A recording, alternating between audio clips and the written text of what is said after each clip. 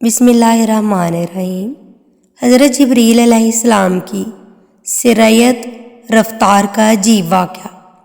حضور نبی کریم صلی اللہ علیہ وسلم نے ایک مرتبہ جبریل امین علیہ السلام سے پوچھا، اے جبریل علیہ السلام، کبھی تمہیں آسمان سے مشقت کے ساتھ بڑی جلدی اور فوراً بھی زمین پر اترنا پڑا ہے؟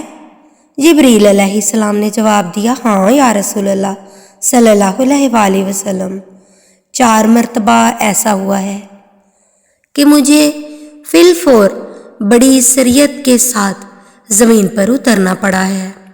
حضور نبی کریم صلی اللہ علیہ وسلم نے فرمایا، وہ 4 مرتبہ کس موقع پر؟ حضرت جبریل علیہ السلام نے عرض کیا، ایک تو جب حضرت ابراہیم علیہ السلام کو آگ میں ڈالا گیا تو میں اس وقت عرش الہی کے نیچے تھا۔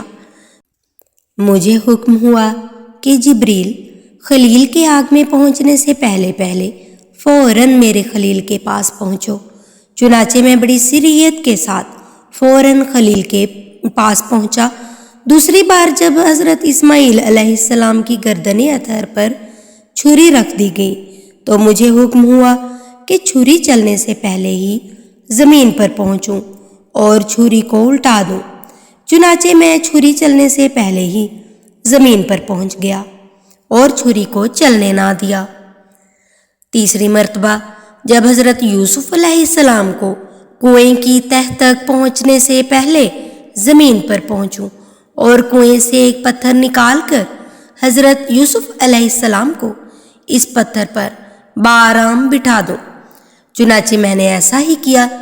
اور چوتھی مرتبہ یا رسول اللہ صلی اللہ علیہ وسلم، جبکہ کافروں نے حضور صلی اللہ علیہ وسلم کے دندان مبارک شہید کیا تو مجھے حکم الہی ہوا کہ میں فوراً زمین پر پہنچوں اور حضور پاک صلی اللہ علیہ وسلم کے دندان مبارک کا خون زمین پر نہ گرنے دوں اور زمین پر گرنے سے پہلے ہی میں وہ خون مبارک اپنے ہاتھوں میں لے لوں۔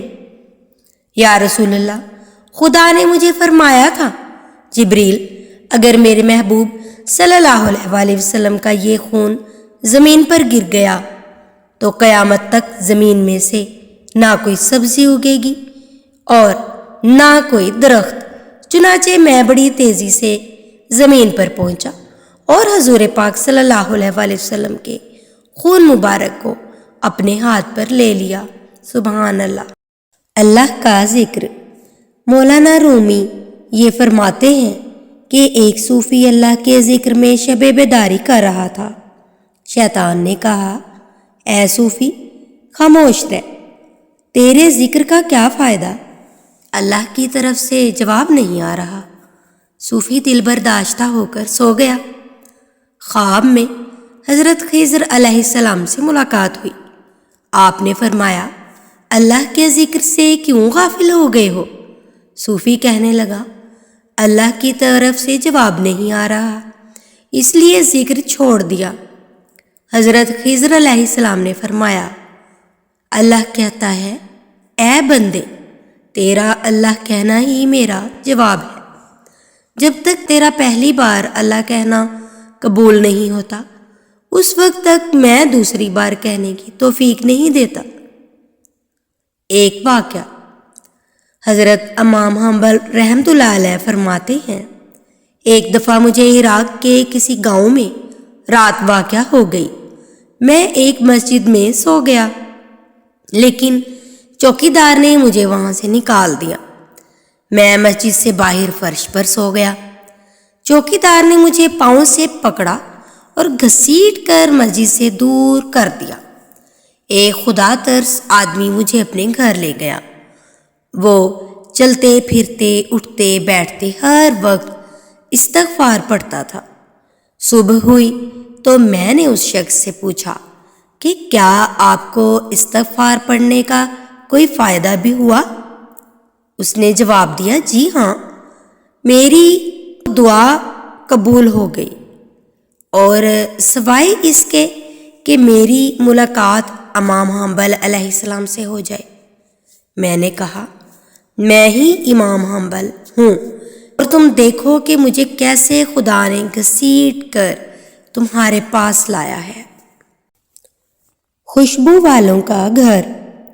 حضرت ابو ہریرہ رضی اللہ تعالیٰ عنہ روایت کرتے ہیں کہ ایک شخص رسول پاک صلی اللہ علیہ وآلہ وسلم کی خدمت اقدس میں آیا اور عرض کیا کہ یا رسول اللہ صلی اللہ علیہ وآلہ وسلم، میں نے اپنی بیٹی کا نکاح کر دیا ہے اور اسے اس کے خامند کے پاس بھیجنا چاہتا ہوں۔ میرے پاس کوئی خوشبو نہیں، آپ کچھ عنایت فرمائیں۔ آپ صلی اللہ علیہ وآلہ وسلم نے ارشاد کیا کہ میرے پاس موجود نہیں ہے، کل صبح ایک چوڑے منہ والی شیشی اور کسی درخت کی لکڑی میرے پاس لے آنا۔ دوسرے روز وہ شخص شیشی اور لکڑی لے کر حضور اقدس صلی اللہ علیہ وآلہ وسلم کی خدمت میں حاضر ہوا۔ آپ صلی اللہ علیہ وآلہ وسلم نے اپنے دونوں بازوؤں سے اس میں اپنا پسینہ ڈالنا شروع کیا یہاں تک کہ وہ بھر گئی۔ پھر فرمایا کہ اسے لے جا، اپنی بیٹی سے کہہ دینا کہ اس لکڑی کو شیشی میں تر کر کے مل لیا کرے۔ جب وہ آپ صلی اللہ علیہ وآلہ وسلم کے پسینہ مبارک پر مبنی خوشبو لگاتی تو تمام اہل مدینہ کو اس کی خوشبو پہنچتی، یہاں تک کہ ان کے گھر کا نام ہی خوشبو والوں کا گھر ہو گیا۔ مزید اچھی ویڈیوز دیکھنے کے لیے دیکھتے رہیے ZP وائس۔ چینل کو سبسکرائب کر لیجئے، ویڈیو کو لائک اینڈ شیئر کریں۔ اگلی ویڈیو تک مجھے دیجیے اجازت۔ اللہ حافظ۔